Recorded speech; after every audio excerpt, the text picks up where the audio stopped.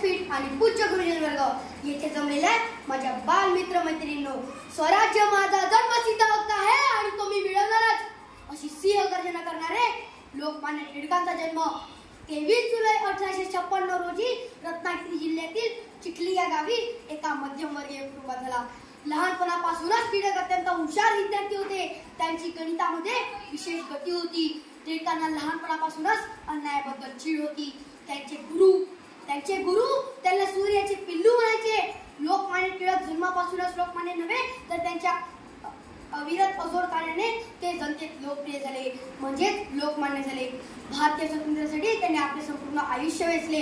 आपले शालेय शिक्षण सुरू असताना त्यांना इंग्रजांच्या जुलूमशाहीचा अंदाज येऊ लागला होता आणि तेव्हा त्यांनी मनाशी निर्धार केले की इंग्रजांना इथून घालविण्यासाठी जनतेला जागृत करायचे, स्वातंत्र्याचे महत्त्व पटवून द्यायचे। त्यासाठी केसरी व मराठा ही वृत्तपत्रे सुरू करून आपल्या कार्याला सुरुवात केली।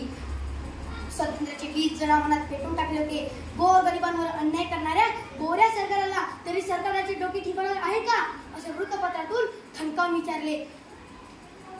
त्यामुळे त्यांना भारतीय अस्मितेचे जनक असेही म्हणतात। समाजात लोकजागृती करता यावी यासाठी शिवजयंती व गणेशोत्सव ही 2 सार्वजनिक उत्सव सुरू करण्यात आले।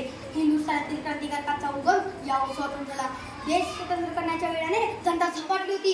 अनेक आंदोलने सत्याग्रह होत होते। तसेच लोकमान्य टिळकांनाही यावेळी तुरुंगात टाकले गेले।